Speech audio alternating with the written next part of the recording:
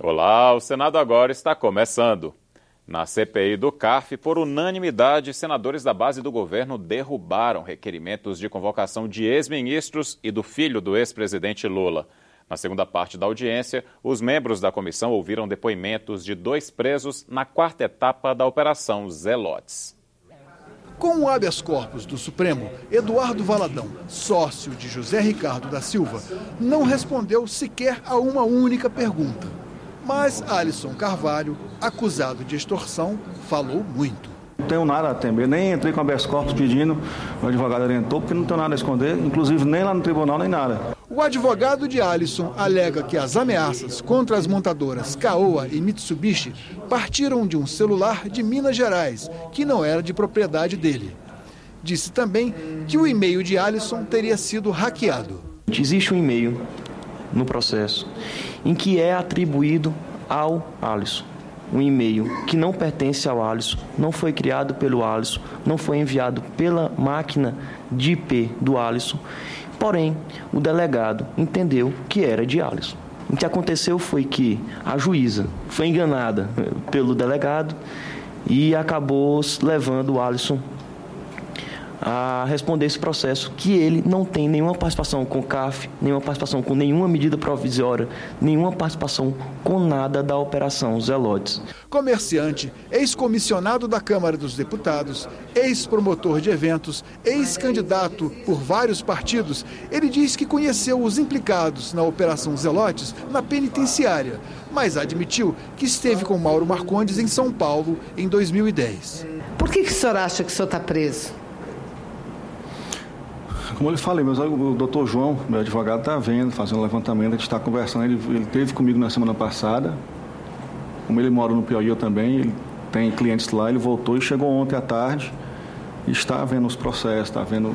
Mas assim, ele está vendo, o senhor já falou, eu estou perguntando assim, na sua intuição, o que o senhor acha, que estão lhe confundindo? Porque o senhor me desculpa, viu, seu Alisson, ou o senhor é uma pessoa muito esperta, sim, muito esperta, fica à vontade, ou estão lhe confundindo com outra pessoa. Para os senadores que fizeram perguntas com base no inquérito da Polícia Federal, Alisson mais confundiu que convenceu. O Alisson está incorrendo num grave erro.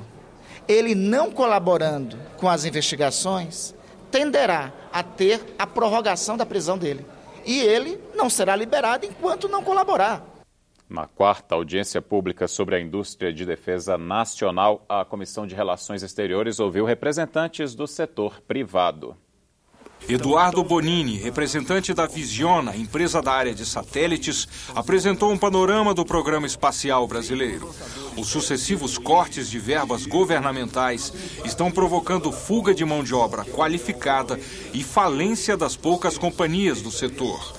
Com isso, o Brasil está atrás de países menores e não tão desenvolvidos. A aeroespacial, o Brasil não é o 10º, deve ser o 30º ou 40º, muito além até de países pequenos. Eu vi ali a República Tcheca, por exemplo, que é um país importante, mas geograficamente pequeno, com recursos maiores. O representante da Visiona defendeu a retomada dos investimentos da União no programa espacial, porque o setor é estratégico. Existem estudos que, com um controle por satélite e por outros instrumentos, nós poderíamos incrementar entre 15% e 20% a produção agrícola. E um país como o Brasil, que produz o que produz, 15% a 20% faz uma diferença significativa na balança comercial. Já o presidente do Conselho de Comércio Exterior da Fiesp criticou os governos recentes por abandonarem um acordo com os Estados Unidos para uso da base de Alcântara, no Maranhão. O texto assinado entre os dois países em 2001 ainda aguarda a ratificação do Congresso Nacional. Rubens Barbosa apelou aos parlamentares para que retomem a análise do acordo. O acordo não foi feito para beneficiar empresas americanas ou nada, foi feito para viabilizar a base de Alcântara. Cada lançamento de satélite da base de Alcântara geraria 40, 50 milhões de dólares, que poderia ser muito mais do que esses minguados recursos que nós temos hoje para o programa espacial brasileiro.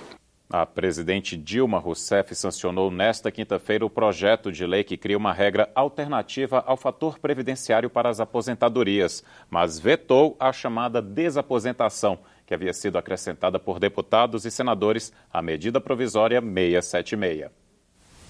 A MP enviada pelo governo admite a regra da soma da idade com o tempo de contribuição para o trabalhador escapar do fator previdenciário e ter uma aposentadoria maior.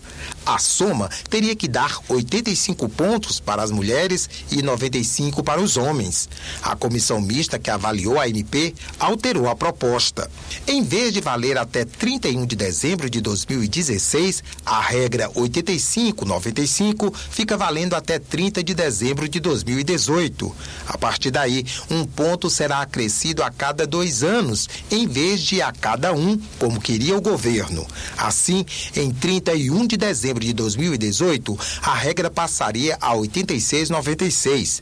Em 2020, a 87,97. Em 2022, 88,98. Em 2024, 89,99. E em 31 de dezembro de 2026, a regra chegaria a 90-100. Um ponto a cada 2 anos. Isso gera um certo impacto porque diminui bastante o efeito sobre o tempo de aposentadoria das pessoas que estão pleiteando. Não era o que o governo queria, mas foi o meio encontrado para que o veto ao fim do fator não fosse derrubado pelo Congresso.